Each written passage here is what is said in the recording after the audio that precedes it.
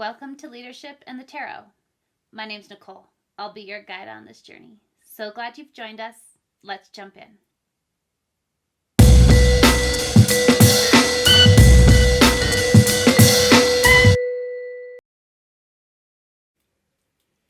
Welcome, friends. Glad you could join us today.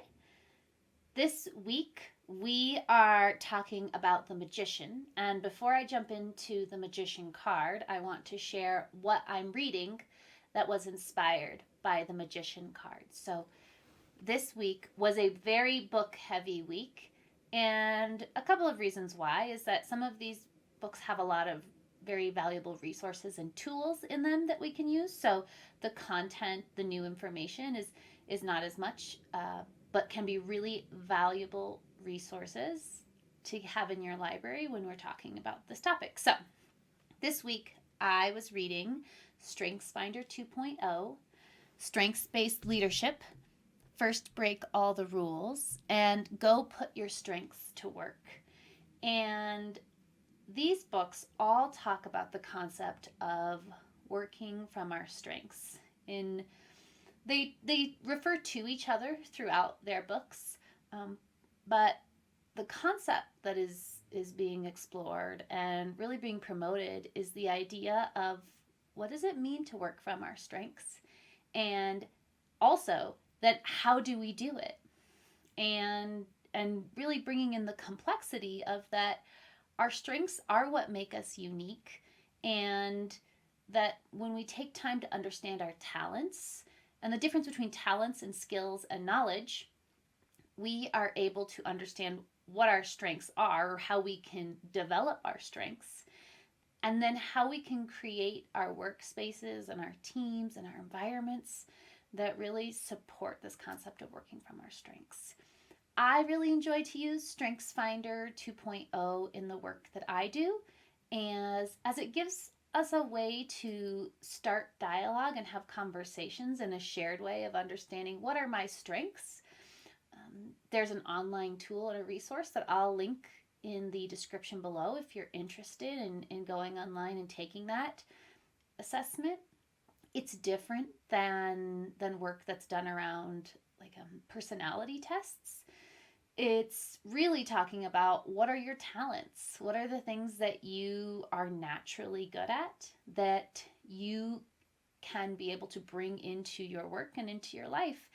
And it provides you a very, very in-depth report that combines the strengths, that your top 5 strengths together in a unique way based on how you've responded. And so what you'll get is different than the people that you work with. And that's why I think it's a really valuable tool, either for some self-work or for working along teams if you're trying to make a more strengths-based culture. So again, I'll put that link in below if that is of interest to you. And then the other books talk about strengths in other ways. So I highly recommend looking at strengths-based work. And there are many other resources out there.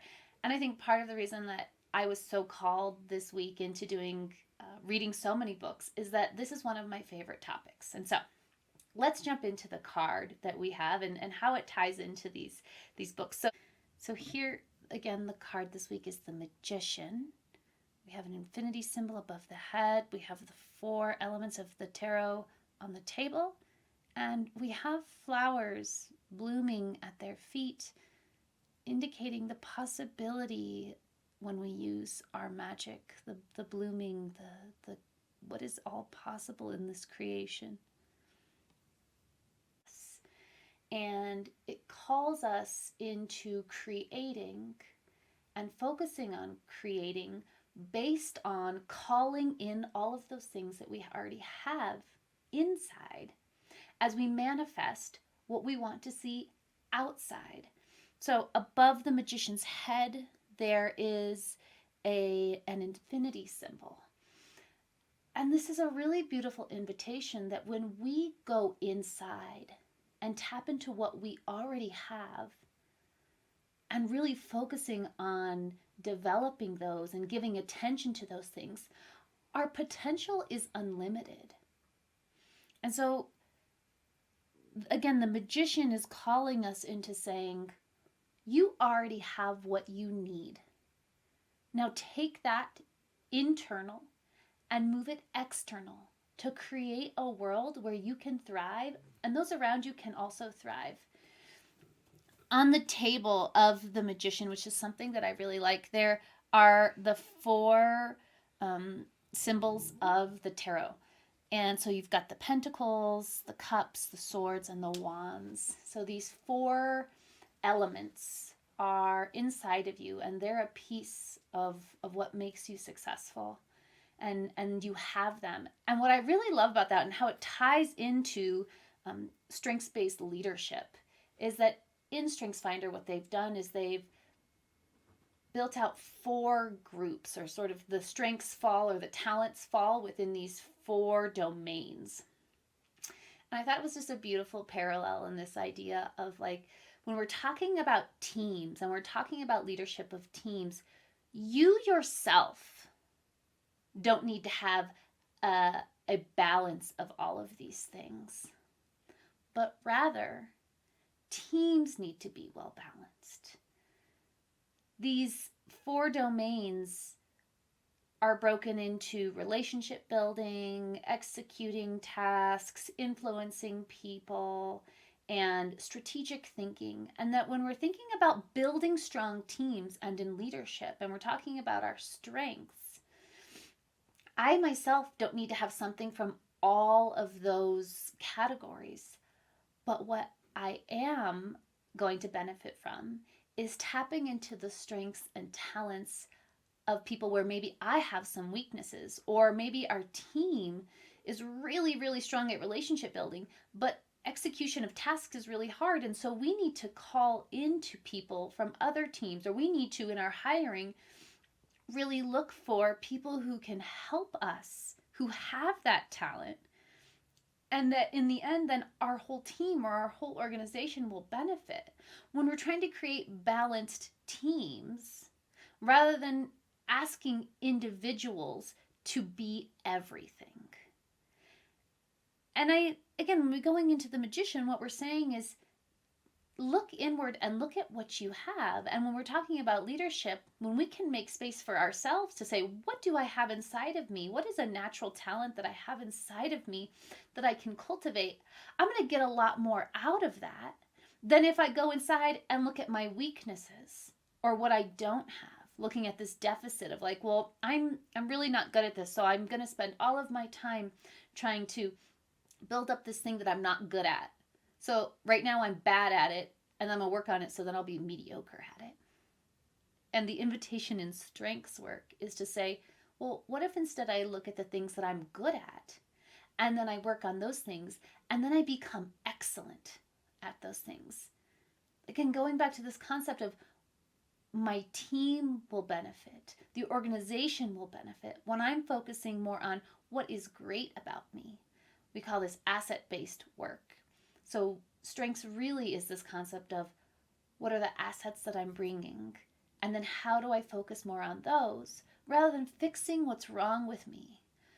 And when we're leading people, sometimes we have this inclination to try and fix the things that aren't good with them. We have someone on our team and they're really not excelling at a task.